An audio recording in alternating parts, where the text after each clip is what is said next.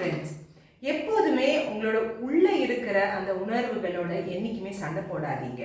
Don't fight with your feelings. ஏன் அப்படிங்கிறதுனா, நம்ம feelings நம்மள்ட்ட ஏதோ சொல்லுறது அப்படிங்கிறதுனா அதை கொஞ்சம் அக்னாலேஜ் பண்ணி அதை புரிஞ்சுக்கிறதுக்கு நம்ம கொஞ்சம் டைம் எடுத்துக்கணும்.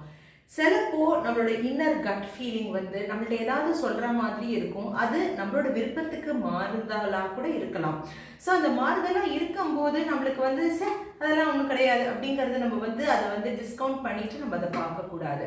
அதே மாதிரி ஏதாவது ஒரு பாசிட்டிவ் ஆர் நெகட்டிவ் தாட்ஸ் நம்மளுக்கு அது கொடுக்கறது அப்படிங்கிறதுனா அது நம்ம ஏன் அந்த தாட் வருது, ஏன் நம்ம அப்படி யோசிக்கிறோம் அப்படிங்கிறது ரீசனிங் அண்ட் செல்ஃப் ரியலைசேஷன் ரொம்ப ரொம்ப important.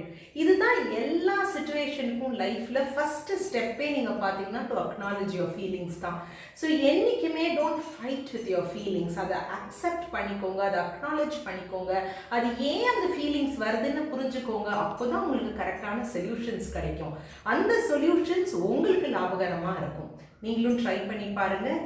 Never ever fight with your feelings.